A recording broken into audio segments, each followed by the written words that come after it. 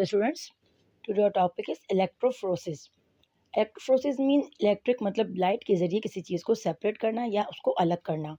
अब ये है क्या? इट इज़ अ टेक्निक, ये एक तरीक़ेकार है जो इस्तेमाल किया जाता है टू सेपरेट अलग करने के लिए molecules of different electrical charge, मुख्तलिफ बरक़ी चार्जों के मॉलिक्यूल्स को।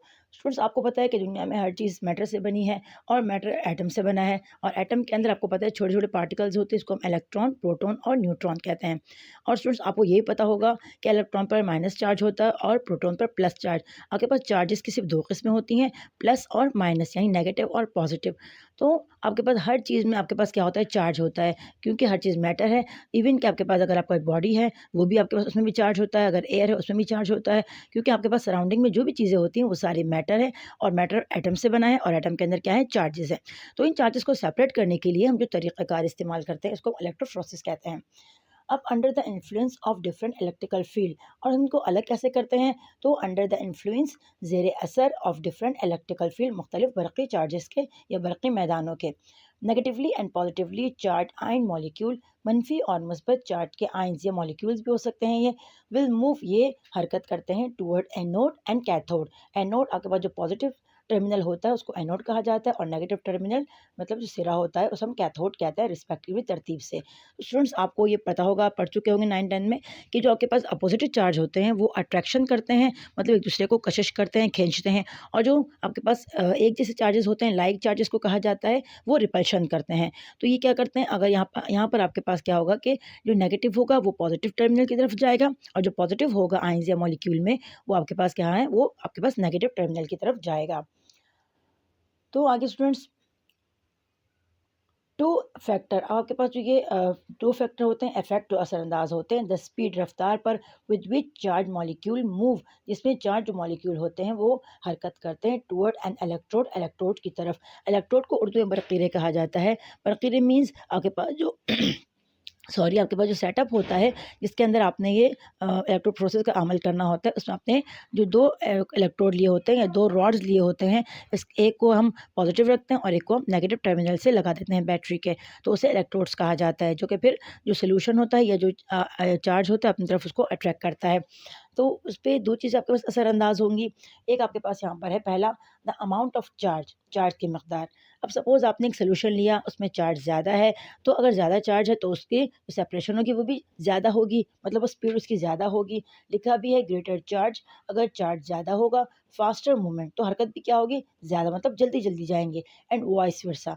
तो स्टूडेंट्स, वाइस वर्सा का लफ्ज़ आपने अक्सर पढ़ा होगा। इसका मतलब होता है कि जो हमने पहले बात की उसका उलट, मतलब यहाँ पर हमने कहा कि अगर चार्ज ज़्यादा होगा तो मूवमेंट ज़्यादा होगी, और अगर चार्ज कम होगा तो मूवमेंट कम होगी। दूसरा पॉइंट स्टूडेंट आपको दिया है यहाँ पर, द साइज़ ऑफ मॉलिक्यूल। अब मॉलिक्यूल का साइज़ भी डिपेंड करता है। अगर आपके पास एक बड़े साइज़ का मॉलिक्यूल है तो ज़ाहिर है उसमें क्या होगा, उसको हरकत करने में थोड़ा सा टाइम लगेगा, और स्मॉलर मॉलिक्यूल क्या करता है? वो फास्टर मूवमेंट करता है। तो यहाँ लिखा भी है smaller molecule faster movement and vice versa. छोटा मॉलिक्यूल, जिस तरह आप देखें, अगर एक पतला शख्स है या एक मोटा, तो पतले शख्स को उठने में ज़्यादा टाइम नहीं लगता बनिस्बत मोटे शख्स के। तो इस तरह यहाँ भी ये बात कह रहे हैं कि अगर मॉलिक्यूल बड़ा है तो वो मूवमेंट जो है उसकी स्लो होगी, और आपके पास अगर मॉलिक्यूल छोटा है तो उसकी मूवमेंट क्या होगी? वो फास्टर होगी। तो इलेक्ट्रोफोरेसिस का अमल क्या स्टूडेंट्स? तो इसमें आप ये करते हो कि इसमें आप जो चार्जेस हैं, जो पॉजिटिव और नेगेटिव होते हैं, उनको अलग करते हैं एक प्रोसेस के ज़रिए, जिसमें इलेक्ट्रिक बिजली शामिल होती है, तो उसको हम इलेक्ट्रिक फोर्सेस कहते हैं। और उसमें दो चीज़ें डिपेंड करती हैं, एक चार्ज और एक उनका साइज़। चार्ज ज़्यादा होगा, मूवमेंट ज़्यादा होगी, चार्ज कम होगा तो मूवमेंट कम होगी। और साइज़, अगर मॉलिक्यूल का साइज़ छोटा होगा तो मूवमेंट तेज़ होगी, मॉलिक्यूल का साइज़ बड़ा होगा, मूवमेंट क्या होगी आपके पास स्टूडेंट्स? वो हल्की होगी या आहिस्ता होगी। और इसमें नेक्स्ट टॉपिक है स्पेक्ट्रोफोटोमेट्री। स्पेक्ट्रोफोटोमेट्री मीन्स मतलब लाइट को नापना, मीट्री मतलब नापना, किसी चीज़ को मीटर पैमाइश करना, मेजरमेंट करना। स्पेक्ट्रोफोटोमेट्री तो शुआ को नापना। तो सुनो, आपको पता होगा कि आपके पास जो वाइट लाइट है ये 7 रंगों का मजमुआ है, जिसको हम रेनबो कलर्स भी कहते हैं। तो इसको अलग अलग करना हर लाइट का, कि एक चीज़ के अंदर कितनी आपके पास लाइट है, कौन कौन सी लाइट आपके पास कितने मकदार में है, इसको नापने के लिए हम जो टेक्निक इस्तेमाल करते हैं इसको हम स्पेक्ट्रोफोटोमेट्री कहते हैं। और जो हम डिवाइस इस्तेमाल करते हैं इसको स्पेक्ट्रोफोटोमीटर कहा जाता है। तो दिस टेक्निक इज़ यूज, इस तरीक़ेकार को हम इस्तेमाल करते हैं टू मेजर, नापने के लिए, द चेंज इन परसेंटेज, फ़ीसद की तब्दीली को, ट्रांसमिशन ऑफ लाइट, रोशनी के मुंतकिली का, ऑप्टिकल डेंसिटी मतलब उसकी जो बसरी कसाफत होती है, बसरी मतलब देखने की जो कसाफत होती है, ऑफ द सस्पेंशन मटेरियल, किसी भी मादे से, सस्पेंशन के मादे से, मतलब आपने कोई महलूल लिया, कोई सोल्यूशन लिया, आपने उसमें से क्या किया, लाइट को पास किया। अब आपने ये देखना है कि इसमें से कितनी लाइट पास होती है और कौन कौन सी लाइट पास होती है। तो इसको हम स्पेक्ट्रोफोटोमेट्री के ज़रिए देखते हैं। इसके लिए हम एक डिवाइस इस्तेमाल करते हैं कि कौन कौन सी रोशनी कितनी मकदार में पास हो रही है, या आपको अगर किसी ख़ास सब्सटेंस के बारे में मालूम करना हो कि वो इस सोल्यूशन में या सस्पेंशन में कितनी मकदार में है, तो आप उसके लिए इसका इस्तेमाल करते हो। The cell mass is directly proportional, आपके पास जो सेल मास मतलब जो खुली की आपके पास जो कमियत होती है वो रास मुतनासिब होती है। अब रास मुतनासिब स्टूडेंट क्या है, डायरेक्टली प्रोपोर्शनल, कि अगर एक चीज़ ज़्यादा होगी तो दूसरी भी ज़्यादा होगी, और अगर एक कम तो दूसरी भी कम होगी। तो जो ऑप्टिकल डेंसिटी बसरी कसाफत के लिहाज से, तो डिटर्मिनेशन मालूमात करना ऑफ अमाइनो एसिड का, मतलब आपने किसी चीज़ में से या डीएनए में अमाइनो एसिड की मालूमात करनी है तो आप इसके लिए टेक्निक इस्तेमाल कर सकते हो, बाय स्पेक्ट्रोफोटोमेट्रिक एनालिसिस। तो स्पेक्ट्रोफोटोमेट्रिक के तजिए से आप उसको मालूमात कर सकते हो। इज़ बेस्ड अपॉन, इसकी बुनियाद है अपॉन स्पेसिफिक लाइट ऑब्जर्प्शन, के ख़ास किस्म की रोशनी उसके जज़ब करने पर। सच एनालिसिस ऑफ अमाइनो एसिड, और इस तरह का जो तज्जिया होता है अमाइनो एसिड का, जनरली आमतौर पर डिपेंड्स अपॉन एनएसआर करता है absorption exhibited by their colour derivatives, कि आपके पास जो है वो उसको आप मालूम करते हो ऑब्जर्प्शन उसके जज़ब करने से, एग्जिबिटेड या खारिज करने से बाय देयर कलर डेरिवेटिव्स, उनके मुख्तलिफ रंगों की शक्ल में, कलर रंग और डेरिवेटिव्स उसके मुख्तलिफ होना या उसमें डिफरेंस होना।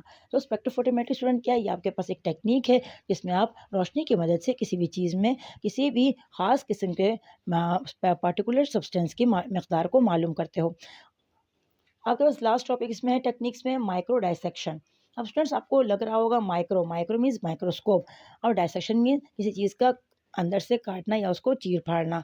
सही, तो आप डायसेक्शन आप पहले भी 9th क्लास में पढ़ चुके होंगे कि डायसेक्शन मतलब सर्जरी वगैरह करना, मतलब किसी भी चीज़ को कट करके उसको अंदर से देखना। लेकिन यहाँ पर माइक्रो का लफ्ज़ साथ में इस्तेमाल हुआ है, तो मतलब माइक्रो के वो चीज़ें जो छोटी, जिसको हम आम आँख से नहीं देख सकते, माइक्रोस्कोप के नीचे रखकर उसको डायसेक्ट करना। अब it refer to the variety of technique, इसमें हमारे पास बहुत ज़्यादा तरीक़े आ जाते हैं इन विच जिसमें माइक्रोस्कोप इज़ यूज, जिसमें माइक्रोस्कोप इस्तेमाल किया जाता है टू ऐड मीन्स मदद करने के लिए, the process of dissection, dissection के अमल को, सेल्स खुलिए के और इट्स ऑर्गेनल्स या उसके उज़वियों के। Different kind of technique involve in micro dissection, मुख्तलिफ किस्म के तरीक़ेकार हम इस्तेमाल करते हैं माइक्रो डायसेक्शन में, मतलब माइक्रोस्कोप की मदद से किसी चीज़ को काटने में या उसको अंदर से देखने में। पहले ये क्रोमोसोम माइक्रो डायसेक्शन, आपको स्टूडेंट्स नाम से ही लग रहा होगा कि भाई क्रोमोसोम की डायसेक्शन हम लोग कर रहे हैं। क्रोमोसोम आपको पता है स्टूडेंट्स कि वो क्या है, वो आपके पास उसके अंदर डीएनए मौजूद होता है और वो न्यूक्लियस के अंदर होता है, और इसमें ये हेरिडिटी मटेरियल मौजूद होता है, मतलब विरासती मादा मौजूद होता है।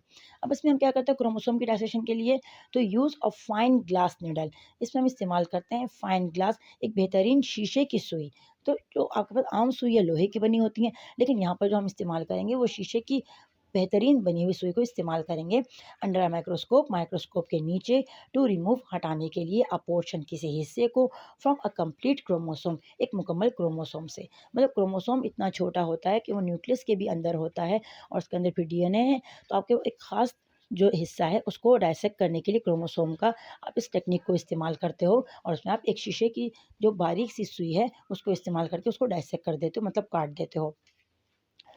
अगला आपके पास लेज़र माइक्रो डायसेक्शन, तो लेज़र आपको नाम से स्टूडेंट लग रहा होगा कि भाई लेज़र की मदद से करना है ये, तो यूज़ ऑफ लेज़र, लेज़र का इस्तेमाल करना थ्रू अ माइक्रोस्कोप, माइक्रोस्कोप की मदद से to dissect selected cell, dissect करना मतलब काटना एक मुंतखब किए हुए खुलियों को। आपके पास थर्ड जो है लेज़र कैप्चर माइक्रो डायसेक्शन, तो laser capture micro dissection, laser मतलब लेज़र लाइट और कैप्चर मतलब पकड़ना, माइक्रो डायसेक्शन दूरबीन के जरिए डायसेक्ट करना। यूज़ ऑफ अ लेज़र, इसमें भी आप लेज़र का ही इस्तेमाल करते हो थ्रू अ माइक्रोस्कोप, माइक्रोस्कोप के नीचे, to cause selected cell to adhere to a film. अब यहाँ पर आप क्या करते हो, यहाँ पर एडहीर मतलब चिपकाना, कि आपको चिपकाना है। अब फिल्म, फिल्म मतलब आपके पास एक जो प्लेट वगैरह लेते हो या आपके पास जो स्लाइड लेते हो आप, उसके ऊपर आपने किसी चीज़ को या किसी उस सेल को या उसके ऑर्गेनल को जो चिपकाना होता है, तो लेज़र के ज़रिए यहाँ पर हम उसको चिपकाते हैं उसमें। डायसेक्शन मतलब काटना और काट कर फिर एडहीर चिपकाना उसकी चीज़ उसके ऊपर किसी। तो माइक्रो डायसेक्शन क्या है आपके स्टूडेंट, ये आपके पास एक टेक्नीक है जिसमें आप माइक्रोस्कोप के नीचे बहुत छोटी-छोटी चीज़ों को जिसको आप आम आँख से नहीं देख सकते, उसको डायसेक्ट करना, उसको देखना। इसमें 3 तरीके थे, एक क्रोमोसोम माइक्रो डायसेक्शन, एक लेज़र माइक्रोडाइसेक्शन और एक लेज़र कैप्चर माइक्रोडाइसेक्शन। तो क्रोमोसोम डाइसेक्शन में क्या करते हो आप, एक क्रोमोसोम का एक हिस्सा ले लेते हो, एक फाइन ग्लास निडल की मदद से उसको अलग करके फिर आप माइक्रोस्कोप के नीचे उसका स्टडी करते हो। लेज़र माइक्रोस्कोप डाइसेक्शन, तो लेज़र की लाइट के ज़रिए आप उसको डाइसेक्ट कर देते हो। और थर्ड आपके पास लेज़र कैप्चर, मतलब लेज़र के ज़रिए उसको चिपका देते हो। कैप्चर मीन्स पकड़ना। तो यहाँ पर एडहीर और कैप्चर पकड़ने के माने में आते हैं कि भाई इसको आप एक फ़िल्म पर या एक जो आपके पास स्लाइड है उसके ऊपर आप उसको चिपका कर फिर उसको आप उसको स्टडी करते हो।